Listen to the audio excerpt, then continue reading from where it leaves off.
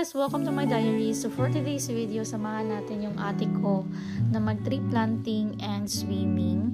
So by the way, today is June 12. It's Philippine Independence Day and yung LGU po namin is merong activity na tree planting sa kanilang empleyado. So by the way, my sister works at the Youth Development Office. Isa po siyang public employee. That's why kasama siya sa activities na to. And sinama niya ako, not because talaga mag-participate sa tree planting, but yung pinaka main reason kasi is after nito, magsiswimming po sila ng mga kaibigan niya na who also works at the LGU. Yung nag-tree planting po kasi sila sa Nabaoy, and Nabaoy is known for its clean river at marami pong resorts doon kung gusto niyo mag-swimming, ganun.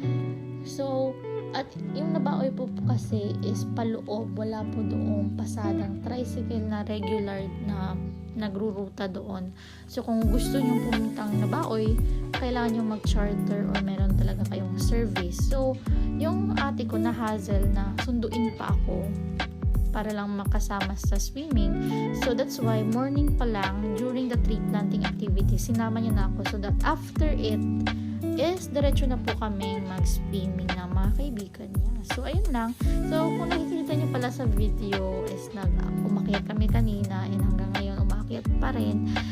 Kahit kami nagulat kami kasi malayo-layo pala yung aakyatan and ako pa naman yung taong hindi sanay maglakad kasi puro siga lang po yung ginagawa ko, which is unhealthy and bad habits po talaga siya. So, wag niyo akong tularan. That's why, nung paakyat kami, sobrang hingal na and parang mag-give up na talaga yung katawan ko. But, luckily, merong spot doon na overview sa baba and nakikita doon yung Boracay na magandang view. Doon po kami nag-decide magpahinga ng co-worker ng ate ko. But my sister decided na dumiretso pa talaga. Kasi meron siyang halaman na tatanimin. Kasi yung iba kasi, hindi lahat ng employee is merong halaman kasi limited lang po yung tanim. That's why iilan-ilan lang meron. So, yung ate ko meron, that's why nag-decide po siya and yung iba niyang katrabaho na dumiretso. Pero yung ibang walang hinahawakang tanim, nag-decide na magpahinga na lang at hintayin na lang silang bumaba. So, ayun. Pero okay naman kasi it's worth it naman yung view nung kung saan kami nag-stop. So, ayun lang. And kung nakita nyo, ito yung mga picture ng ate ko during nagtanim po sila. So, after na nakabalik na sila is bumaba din kami agad.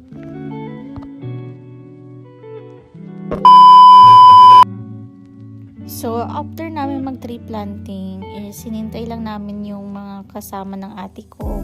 Then, agad din kami pumunta sa spot kung saang ilog babanda kami maliligo.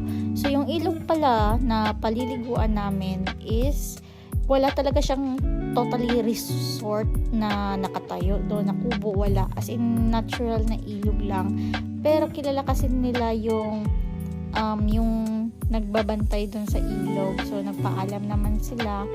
And kung nakikita nyo guys sa video, sobrang hirap papunta doon kasi wala pang concrete na daan, rough road pa lang. At yung pinaka nagpapadelikado pa dyan sa daan na yan is as in nasa bangin yung nasa gilid. That's why pinababa ako ng ate ko kasi yung ate ko hindi pa ganun ka-expert mag-drive. So baka kunting mali niya lang, baka madiretso kami sa may bangin o mahulog kami sa bangin. Pero yung mga kasama niya, very expert na yan, kaya dumiretso na sila. So ayun. So as in, pinaano ko yung ate ko na, parang sabi ko mag-ingat ka talaga kasi delikado, ganun. So, mas okay na nga sanang banggain na lang itong sa side ng sa side na merong, may pader na soil kaysa naman sa mahulog, diba? So, nung sa part na to is pinasakay na ulit ako kasi hindi ganun ka delikado. Well, same lang naman, pero yung kanina kasi as in paikot, pa-curve na ang nipis ng space. Well, yung ngayon as in kahit paano pa flat na siya, hindi ganun ka-curved. straight lang. Tapos dun, pagkababa namin, eto guys, eto yung ilog kung saan kami maliligo banda. As in, kung makikita nyo, walang bahay, walang kubo, walang resort. As in, nature lang siya. So, sobrang peaceful yung vibe. At as in, kami lang doon. And yung part na ilog na to is nasa unahan kami ng ibang mga resort. So, you know, parang ang linis talaga. Ang linis ng tubig. Pero kung nakikita nyo, since walang ang resort, walang, as in, naglilinis talaga, merong mga dahon lang. Pero mamaya, before kami maligo, lilinisin din naman namin yan. Pero yung tubig guys, sobrang linis niya.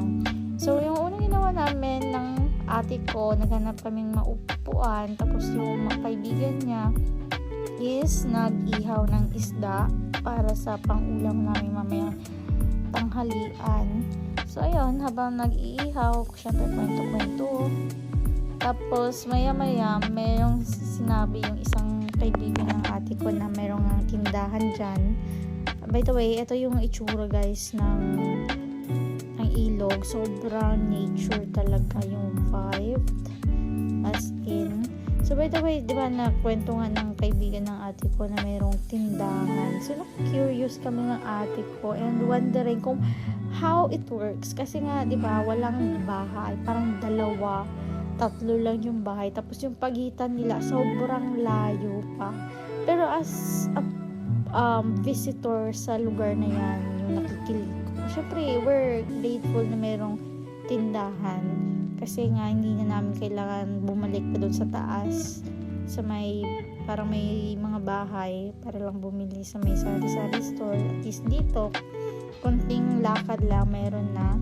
So, pinuntahan namin. So, tingnan nyo guys. Tingnan nyo yung view. As in, sobrang parang nasa out of nowhere kami na to. And, syempre, curious na yung parang curious talaga. Tapos diyan pa guys, maganda din yung part ng ilog na dyan. Sabi ng isang babae na nakita namin, meron pa daw doon na malalim-lalim na part ng ilog. Pero hindi lang kami dumiretso kasi hindi na namin yung kilala. Well, dito sa pinaliguan namin is kakilala ng mga ate ko yung nagbabantay doon. So, ayun guys, tingnan nyo, yung bahay na yan na color blue, yan yung tindahan. So, yung nabili namin that time is mga biskwit, tapos alak. Tapos, nakihingi din kami ng sili pang lagay sa sausawan. And doon dumating kami ulit doon sa may ilog. Nandun na yung kaibigan ng ate ko na yung which is hinihintay namin kanina pa. And meron silang dalang adobong baboy and manok. So, pagkadating nila, nag-prepare lang din agad kami ng makakain namin sa working halian. So, budol fight yun. Kain lang. And then, after ng kain, naligo din kami. And sila, they are swimming while drinking. Pero don't worry guys, kung baka kung hindi naman as in lasing na lasing, parang chat-chat lang with kwentuhan. Tapos yung tubig kasi guys, hanggang shoulder lang, hindi ganun kalalim. So chill lang naman and safe pa naman siya. So, ayun. And the weather is good guys. Perfect yung weather during that time. So, unlike kung kunwari, diba, kapag umuulan, delikado yun, baka biglang bumaha. Pero wala naman guys. So, ayan. Kwento-kwento. Nakikitawa lang din nga ako and nakikinig. Diba? Kasi nga, nakisama lang naman ako. And sobrang nakakatawa kasi sila. So, yun. After nun is umuwi na din kami. So, around 3 p.m. na to nung umuwi kami. Nung dumating kami mga 11 or 10 a.m. So, mga ganon. So, ayun lang. Yun lang ang ganap. And then, uwi na. So, ayun lang guys. Thank you for watching.